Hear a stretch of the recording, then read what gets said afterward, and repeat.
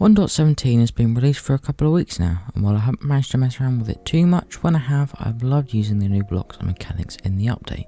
We've got deep slate, a new type of stone, but also copper, something very different with some new and unique properties along with a different look to it as well. So then, today I'm going to show you a few ideas for your Minecraft world using these new blocks. To start off today, we're going to look a little bit deeper into the new deep slate. This is a type of stone, I'm going to class it as. I don't know whether there's official for it, but we're going to call it a stone. So, as you can see here, we've got a couple variants. Ignore the other blocks. We'll get to what this all means in a second. But we have the normal deep slate, we have the cobbled deep slate, then there's also some other variants. I'm not sure that I've got them in here actually, but we've got tiles and stuff, which are slightly more unnatural, but they are very nice blocks too. Then we also have the smooth basalt. This isn't obviously a deep slate, but it's a really nice texture, and it kind of bridges the gap between the basalt, which you can see here, and the deep slate. That it's a smoother, less vertical. It's not a directional block, which is quite nice because I really like the colour of the basalt.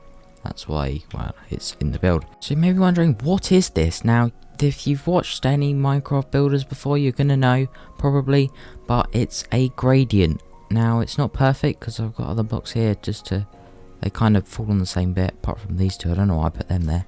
There we are. But yeah, so we start off dark, and then we move to the lighter shades. This, basically what it does is, I've used it in the cave here, and it's going to draw your eyes upwards.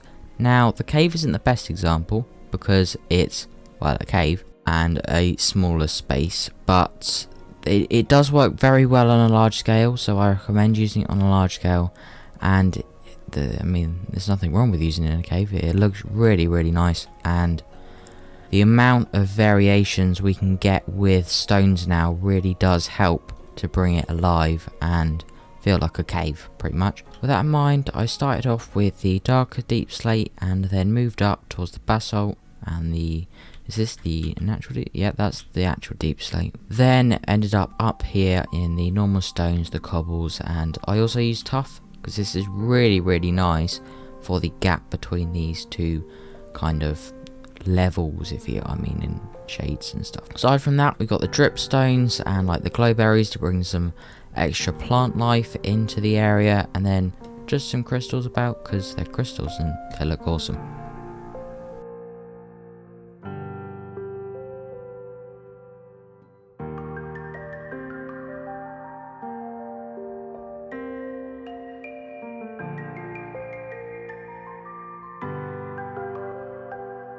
So in other words then, if you're looking for a way to improve your Minecraft builds that are on a larger scale, think about using a gradient.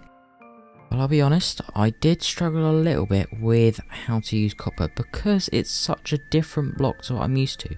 Now with the stones, I used them before. I used stone, I used andesite, I used all of those before. But copper and its colour and how it functions, and it's got the aging. I love the aging, it's perfect for kind of putting a story behind a build, but I just really struggled to build with it. So I've not got too much for copper, but to give you a rough idea, I thought a western theme worked quite well. So I've got like a water tower here, and it's going into some silos, or I don't know, they're kind of like, I almost thought they were keeping it really cold somehow.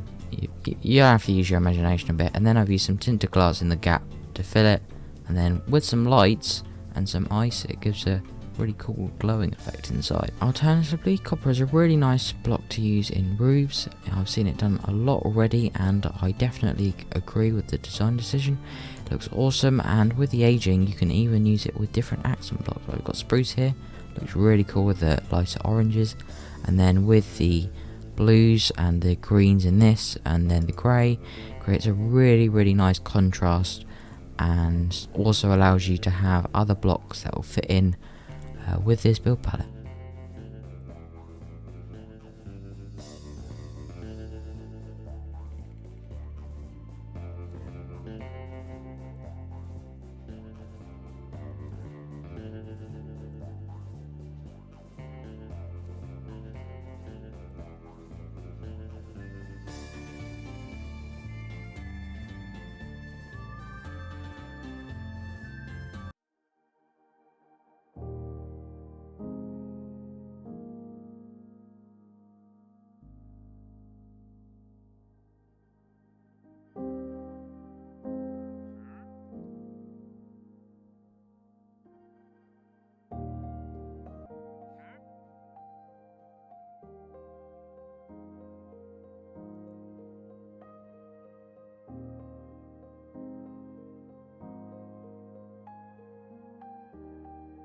The last thing I want to tell you about today is the light block. Now, as it says on the tin, it is a block that emits light.